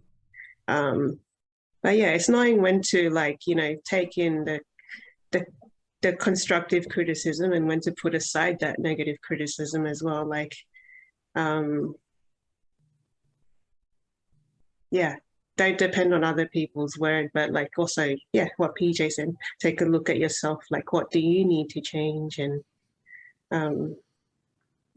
most times the root begins in us. That root begins in us, not the other person. If we keep looking at other people for that approval, you're never going to be happy. You're never going to be satisfied finding an approval from somebody else. Especially now, it's a lot harder with the social media, getting those likes, get that dopamine rush.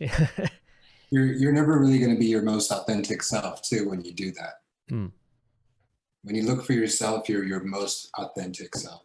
You're your biggest fan. If you start looking for other people to kind of make you move in particular ways, you're not being authentic. You're being a puppet at that point.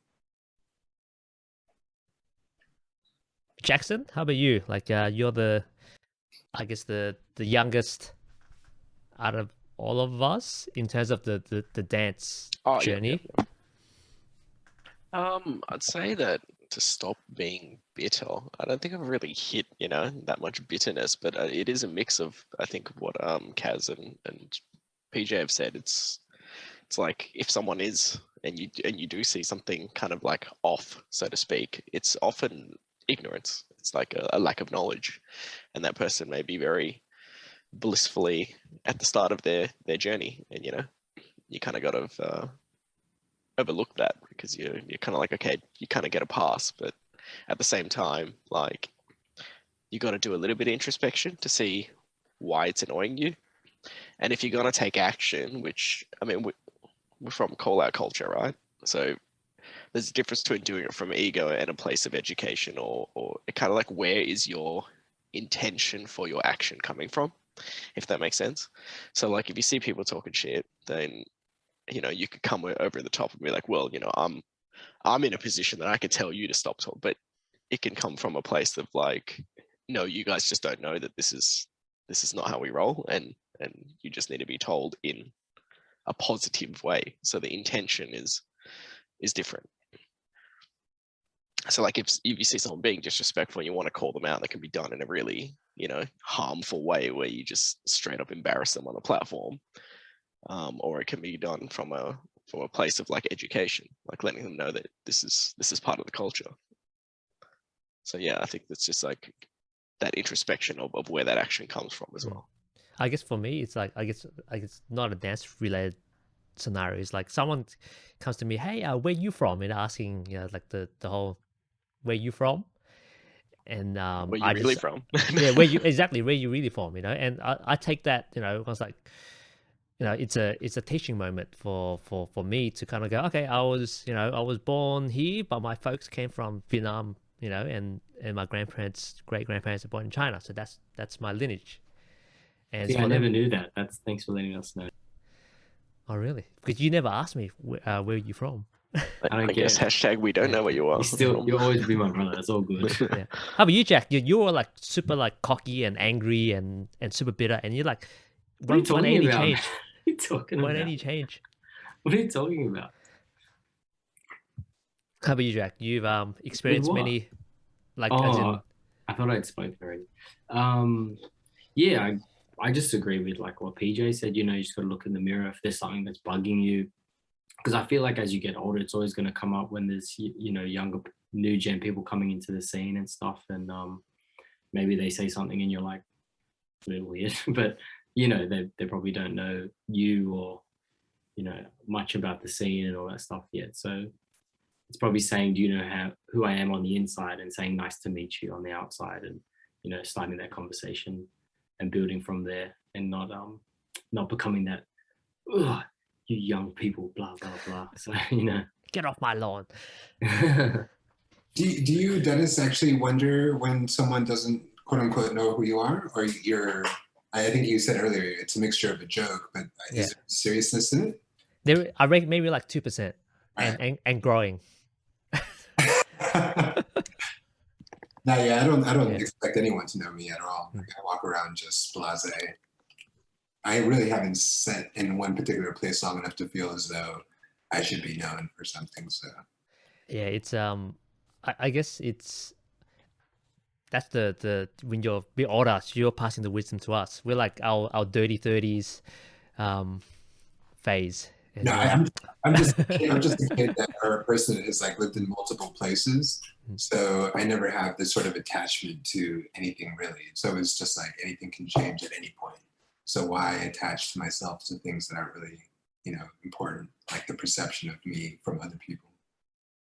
Attachment. There's going to be a perception of oneself through other people. Yeah, and I guess we kind of touched on it. It's like legacy, like what type of legacy do you guys want to leave when you guys are done and dusted? I think we hit legacy. I think it's letting go. It's the next one. Letting go. And I guess it's the legacy is, I guess, important, like history wise, and there's you see people on social media, like a lot of the older dancers, like they type in caps, and they're saying, and it was like, who are you? And it's, I feel like it's when someone wants to kind of, like, do you know who I am type stuff, it's like they're how do you say I wouldn't say it's I lost my train of thought. Something about Come on, old man. yeah, I'm old man, and trying to kind of live back the I guess back in the days when they did have that chasing that dragon that they used to have experience that time in their life where Self-importance Yeah. of thing. and I guess what time how many viewers do we have? Number 6. Where's your direction, Dennis? I have no idea. I lost my train of thought. Okay, I'm gonna change topic. So what's keeping you dancing like out of all these years? Let's Jack? go, Jack. Oh, Jack. Yeah, Jack, yeah, Me. yeah, Jack. I'll I call love Jack, yeah. dancing. I love teaching, and I love connecting with people and going to events and meeting new people. And I want to travel and I want to dance. I love music, and there's always new music, and it's dope, and that keeps me dancing. And I never ever want to stop. Has there been Jackson. times?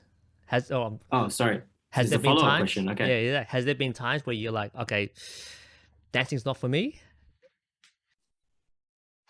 No, I don't think there's ever been a time like that where dancing's not for me. Maybe in terms of like a career, there's probably like, oh, should I do it as a career? But dance in general, I've never wanted to not dance. So that's, and any other follow-up question? Thinking. We'll wait. Okay. Do you guys ever think about when someone that has danced forever and then stops dancing? Do you guys ever think like, maybe they never really loved it? Like it was almost just a uniform that they were putting on every day. I don't think that, I don't think that. I think it's just life, There's so many different things that happen in life that, because there's been some dope people who, this person just doesn't dance anymore. But I guess that, some people just do it for a time, and that's that time, and that was special for them and for the people who got to see it at that time. Yeah. Yeah, I feel like it's pretty much what you were saying, Jack, as well. It's like that dance served its vessel for that point and that period in their life. And I think that, they don't see much value in it at their current position in life. So they just kind of park it. And who knows, they might jump back on it later, or maybe they won't. But, Sure. It's okay. I think, I don't know, I'm trying to say like, sometimes it's those people who are like super dope as well, like how can you just stop? And, because when you work so hard to get to a point and someone gets it, and like I've had students before, it's like, whoa, you're going to be crazy. And then, not too long after they do something else. But that's probably a very talented person who can pick up skills and different things. But you think, wow, you could be like. Because I feel that the people who kind of like phase out, it's not like a instant thing. It's more like a gradual fade out rather than, like I noticed a lot of when a lot of uni students who start dancing, they like go all in, like, and then when they graduate, they slowly phase out because work is more important, or like making the dollars, is important. And I guess for us, because we're still, in the dance, it would be interesting to have like a panel of people who are like used to dance but was really into it before. That's actually very true. That would be interesting to see if they could be truthful, to see how were they really into it? Like, did they see themselves dancing forever, and then one moment it was just like, now something came up?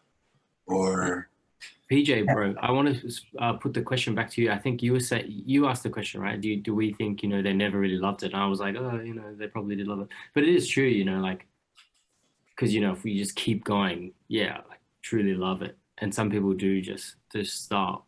And I still like stand by my statement, like, they did love it for that time. But like, what do you think? I don't know. I feel like I'd be burning bridges if I actually said what I thought. I feel like even what Jackson just said, it's you're fake. No, it's what Jackson just said. Phony. I never even thought about it, but like for that moment and instant of time, like that was their thing. And I don't know, like anytime I think of dancing, and it's just dancing, but you can put whatever it is. If it's not dancing, whatever other sort of thing that you love to do, don't you see it forever? Like, don't you see wanting to do it until you die? Like, I'm going to die into the coffin. I might not be like the best thing that I will be doing in that moment, but yeah, like I'm gonna wave my ass into that coffin. At least one last breath. There's gonna be one arm wave to that nurse or whoever's around my deathbed and be like, hit me with it. No, I'm being dumb, but no, I wonder. And I guess I have to take my own medicine and kind of introspectively look and say, I guess not everyone has to view the world the way I view it. So just because I feel about it a particular way doesn't mean that everyone else does. So everyone that has danced and were incredible dancers before, and then I guess before what Jackson just said, before that moment, I always thought like, did they really, was that really themselves, or were they just putting on this thing of just being this great thing in that moment? Yeah. I don't know. Not sure. Such a good question. Yeah. It's a really hard one. Because as well, is it like you did? I don't really like talking about people like this, but you know, for example, like we're not talking. Let's not say any names. Yeah, it's not specific. I can't actually think of anyone. I can think of someone in my high school. But like for them, is it the difference between like a hobby and a lifestyle, or a passion and love, and you know what I mean? Like for example, I used to like Pokemon when I was. You like Pokemon? You know, when I was in primary school, I liked Pokemon or Pokemon cards or something. But I don't love them, you know. Like, but I'm sure people to this day still like, oh man, like when that Pokemon game came out, I was like, I'm not gonna drive over like 30 minutes away to catch a Bulbasaur or something, you know. Like you thought about it, though. You thought about it. Thought about not doing it, but you know what I mean. I don't know. It's a funny one. Yeah. And I guess there's even other ways to look at it. Like maybe they enjoyed the attention that they were getting when dancing. And you're so close to saying a name, PJ. Don't go there. Sorry, what? I say you're so close to saying a name. Don't do it. No, I'm not at all. I actually hate that. I don't talk about specific people, not when they're not in front of me. It's just a good question, though, don't you reckon, as well? Yeah. It's like so interesting. Yeah, but whatever. It doesn't really matter. We're dancing. It doesn't. Yeah, because like Jackson, for example, you had to stop dancing because you know you had that break. Yeah. Nice. And you couldn't dance because if you did, you'll be a really shitty. Insert every other role that you can think of there. Yeah. No, that's why like I have that slight perspective. It's like, yeah, I get it. Like if you love something, you want to come back to it, of course. But I could see from someone else's perspective that it's not that. It's like when you eat something, right? It tastes really, really good, but by the end of it, you're kind of like, oh, I've had enough, you know? It's not that you didn't actually like it. You loved it, but you kind of had your fill. So I can get where some people would come with that perspective of going, look, this phase in my life, I was going through a tough time. Dance really helped me and blah, blah, blah. And it's really therapeutic. And now I feel like I've evolved and I don't need it as much in my life anymore. So it just kind of phases away. So I can see that perspective. Because you can always say that if the dance is like what's important at an aspect of their whatever chapter of their life, it's gonna stick with them, you know, regardless of what next chapter they are. That maybe it's like very something minute. It's like at a friend's wedding, you can do like, well, he can do the moves, you know. It's like something like that. That stays with them. Yeah, I agree. I think Yeah, Jackson, your analogy and that sort of perspective actually makes me feel kind of like a jerk to even sort of think that, like, you know, how could you no longer dance, whatever? And it's it's actually, it makes. But it happens all the time. It's understandable.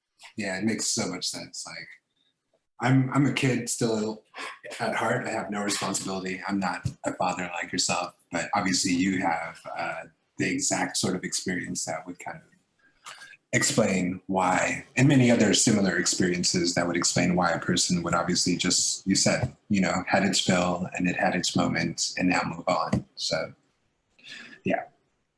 Thanks for the clarity. How about you, Kat? You've been a bit quiet past couple of minutes. Yeah, taking it all in. Hey, I guess what keeps me going, what keeps me dancing is music, because music was there before I started dancing. So I was a keyboardist before I started dancing. And in a way, you can say, yeah, that's an example right there. Like, I used to play keys, and then at one point, I'm like, hey, you know what? I actually like dance more. It fills me up better. And it's not to say like I've completely given up on the music, because music is the drive behind the dance, and we all know that music is the thing that makes us move, that makes us dance. So it's not completely over. I think it will always be a part of you, regardless. Like whether you stop dancing or you keep dancing for the rest of your life, it will always be a chapter in your life. And I think for me, as long as music is there, like I think I'll keep going. And I guess for some people, it can be like a thing. It could be like the thing that fills the void that they're looking for in their life. Like everyone is looking for something to fill them, right? And I guess dance is that for some people in some chapters of their life. And then for some people, it's the thing that goes on forever. So I guess everyone's different. Mm. And I thought this came up to mind. It's like everyone listened to music when they were younger, you know, and I'm guessing everyone had this experience. It's like once you started dancing, you're focusing on more like the music that was associated with the dance, you know, like for many years. And then when you go back to songs that you listened to before you started dancing, did you find that extra enjoyment because you can experience I guess the nostalgia of you know, songs that you were maybe listened to in high school or something, you know, at a different perspective? I'll say this from the other side of the spectrum, like, you know, starting with music first, like you kind of, you go through the stages of examining music and just sitting there and listening to the different elements of music. And so when dance came into the picture, it's like, oh, how do I put this 2 and 2 together? How do I make dance look like what the music sounds like? And then it just amazes me whenever I do that, and do that now, and I sit down and I listen and analyze a song that I've heard over and over and over again many times. But it's like, if I sit down and do it that way, it's like, oh, I hear something new every time. It's like, oh, how did I not hear this before? Like, I love it so much more just because. I've got an example of like for me when what's a classic song like, for example, even like Backstreet Boys. It was like the hip thing in the 97, 90, 96, 97, 98. And then coming back, you know, after you learn some dancing, you're like, oh, I can feel the lyrics a lot more. I can move to the lyrics a lot more. So I reckon Jack, your favorite song I noticed is the techno, one of the 90s techno song. Another night, another dream That's the one. that aways you. Yeah, Real McCoy, one of the Yep. favorite jams right there. I don't even know what topic we're on. What are we happening now? We're just talking about the Just music, and Yeah, I guess relationship music. I used to look up. Everyone knows like the late '90s, early 2000s, and the 10s or whatever.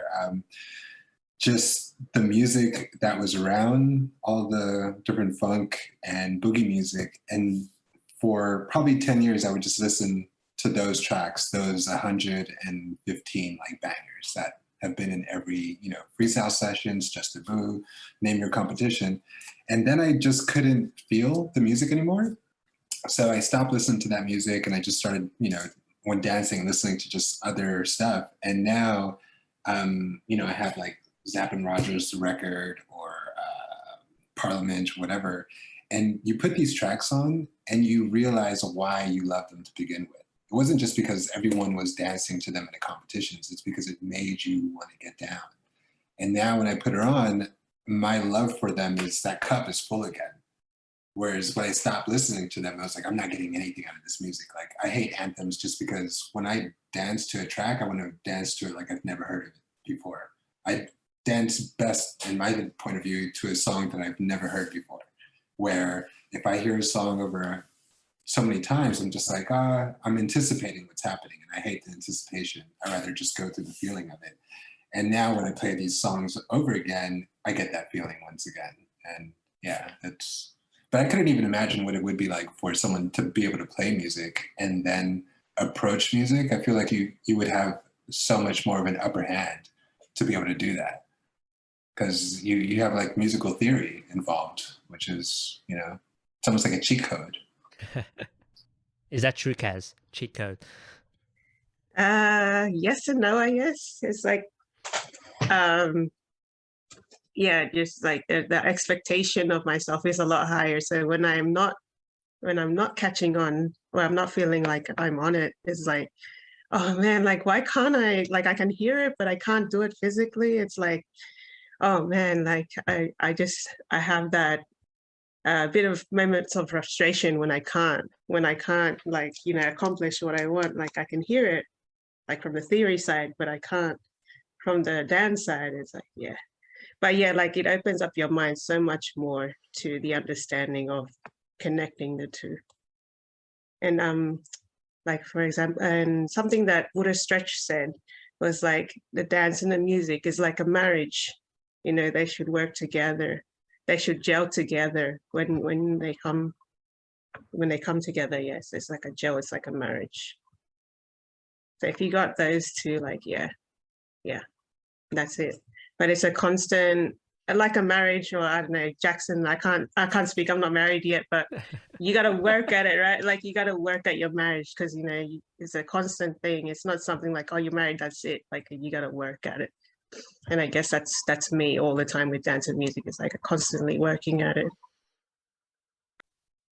How about you, Jackson? What is your guilty pleasure songs Guilty pleasure songs. that you like kind of secretly dance to, but you're like, "Oh, I don't want to do it in front of people"? I don't think I'm like guilty on it, but yeah, I found that the more techniques I've learned and the more music I just go back to listening to, like you said, like 2000s pop or hip hop or R&B or whatever, the more techniques you have, the more it's kind of fun to play with, because as our jobs as dancers essentially is to translate what we hear physically.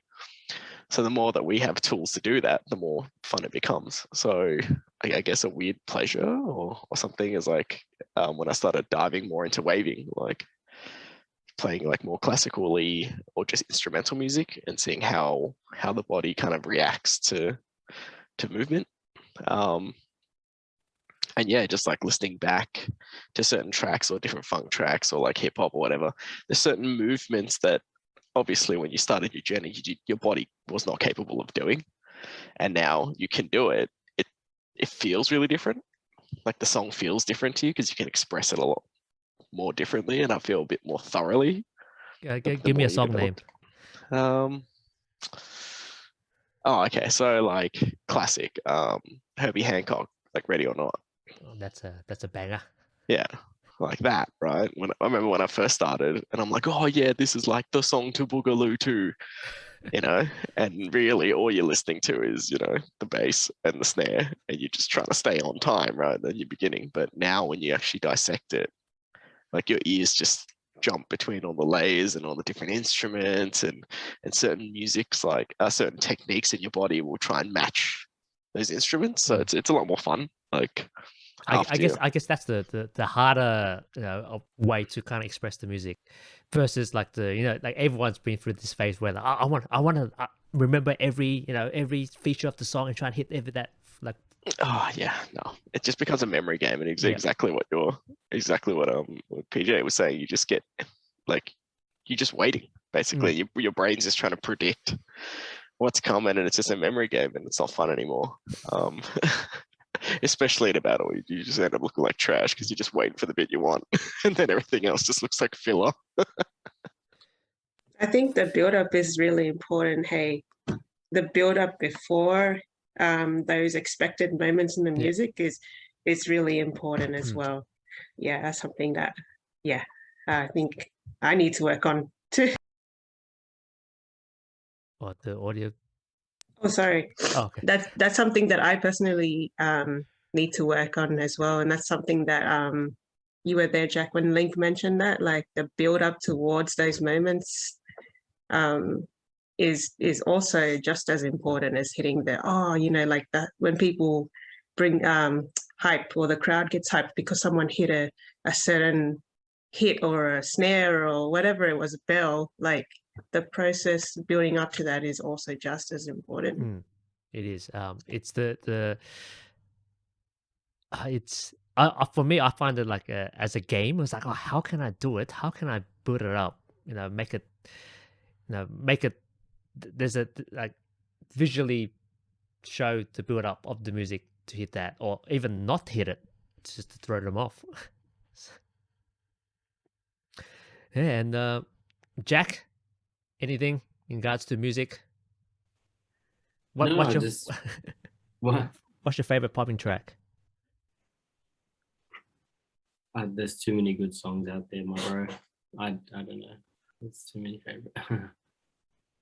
I think my favorite throughout the years has top of my head is One Nation Under the Groove, and the first time I guess as I got older, there's like other memories. Like I won my first, I guess, comp to that song in the finals, so that was the initial memory, and then I guess the seeing George Clinton live added that extra memory to it, and then as I got older, I looked at some of the history of the era when that added more meaning to it, and then a whole bunch of really good covers on YouTube really cemented that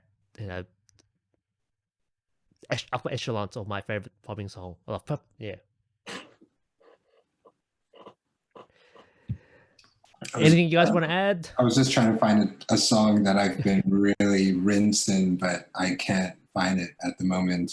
But yeah, music is so important. Rashad I think he's originally from New York. You guys know Rashad. He was talking about just in a conversation that he was having, how music has such an importance in how you're inspired, and how potentially sometimes dancers go through their moments of ebbs and flows of how their relationship is with the dance, and what things you have to do to kind of reignite, like the marriage, like the relationship, what things that you have to do to kind of reignite that relationship with dancing. It's weird, like dancing is this thing where it's almost like you can kind of consider it as like a relationship with another person, because sometimes I feel like the dance doesn't want to interact with me. Maybe the way my girlfriend doesn't want to interact with me, or whoever doesn't want to interact with me. Sometimes it's just kind of like, you know what, I don't want to see you right now. Give me some space. Come back to me later.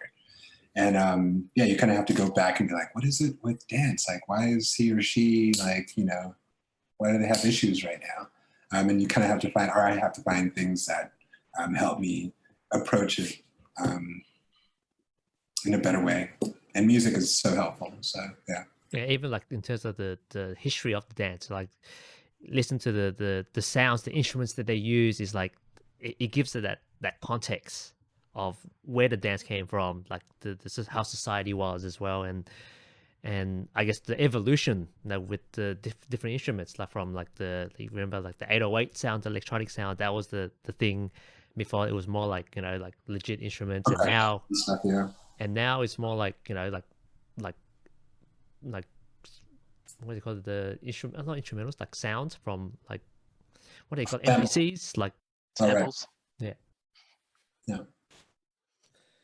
So yeah, so music very important. I think that's anything you guys want to add before we finish up? I just want to say thanks for getting me on here and getting all of us on here. You guys are doing a pretty awesome thing. You guys have been doing this for what, 2 years now? Too long. Do your history that. Well, don't stop. Like, that it's, you guys have fun with it. Don't stop. It's kind of important. Even though you might not be seeing like a bunch of people on Twitch watching whatever, at some point people are gonna, tune in, and people do tune in. So.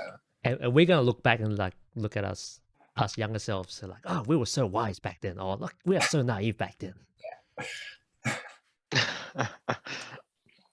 Yeah, I'm gonna add on that too. Yeah, big shout out for bringing us on here and having a robust discussion, and yeah, for being the archive, Danis. So, you know, he's gonna have gigs and hard drives of just his history. So It's on YouTube, yeah. So it's good. Yeah, thanks everyone. It's like, I know, you know, it's interesting to see like like a panel discussion of everyone's different thoughts process, you know, their journey as well. It's so different, and I guess, you know, I guess for the younger people listening, there's so many ways you can, how life can kind of take your dance to a different direction, or what you thought it would be. You know, like in the end, I feel like you just have to enjoy the journey, you know, the ups and downs, the self-discovery, the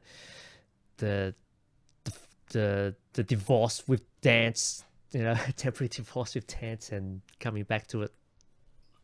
There's There's no finish line. That's the thing. I think when I was younger, I used to look at dancing and be like, oh, I want to achieve that and be there. But the truth is, once you get there, you're kind of just back on the road again. You're back on the quote unquote journey. I just recently entered a comp and won it. And I was thinking the win was like cool, and like, you know, people giving you notoriety and giving you like the award or whatever the prize is. But then I was thinking like, you know, this does not match up to the actual attempt. The moment of actually dancing, like the quote unquote analogy journey, the trip, the attempting to get it, that was the best part. Getting it, it was kind of like, oh, okay, cool. Let's go back and get some more. Like, let's relive the experience. Like that was the most exciting part. So if people are thinking that they want to just kind of do this thing to kind of get this sort of mountaintop position, there's no such thing. It's like a king of a mountain sort of game. Like there's only a king that lasts for a short period of time, or a queen, and then, you know, you're back in the heap of it all. So I just wanted to say as well, a big thank you to all of you for jumping on, and Danis for organizing. It was a good topic to talk about, and yeah, for all the younger generations or whoever's watching, this is just from our point of view, obviously, and you know, I'm sure if we do another one in 5 years, you know, some things may change, some things may stay the same. But yeah, you know, big thanks to everyone for taking some time out of your night to share this discussion. At school that we can connect over Zoom and make this happen. Any closing words, Kaz? Yeah, I just want to say thank you to you guys, because you and Jack were two of the people that, you know, kind of took me in when I first started as well. And I really appreciate that. Like, you know, there's people before me, before us, and yeah, much respect to them as well for what they contributed to the scene. So my goal one day is to, you know, get their stories as well, document it, and yeah, it's been. Jackson, any closing words? Just big thanks, big shout out to you guys for doing this, and yeah, big shout out to Jack as well. I mean, I came late to the game and he was killing it and still is, and just being that ambassador, which is, you know, I know a self-identified role that you said earlier, but you really are an ambassador and bringing shit together in Australia. So shout out for real. Thanks, my bro. I guess finishing off, I wanted to give a shout out to Real Funk, which is happening at O2 Studios this Saturday at 6 p.m. So that's in Melbourne, Victoria, Nam. Yeah, check out that. That's a rookie battle 2v2. Is that right, PJ? It's a 2v2 with a rookie and a more experienced popper dancer. Hit it up. It's O2, Jimmy's thing. O2 is one of the sickest studios out there. Check it out. Definitely check it. And then the week after, is it the week after? Hey, anyway, the 23rd of July, Saturday, 23rd of July, Poppin Nation, we've got our 1v1 rookie battle. So yeah, try come through, try and make it more of a jam as well as a comp. So on a session there as well, and have a good time. And yeah, with that, I think we'll wrap it up. Big thanks, everyone. Hopefully we can see each other in person soon again. That will be dope, and we can jam and hang out. Sweet. Sick. Sweet. Good seeing you guys. Nice to I'm gonna meet play the you. outro. Where's my outro Likewise. button?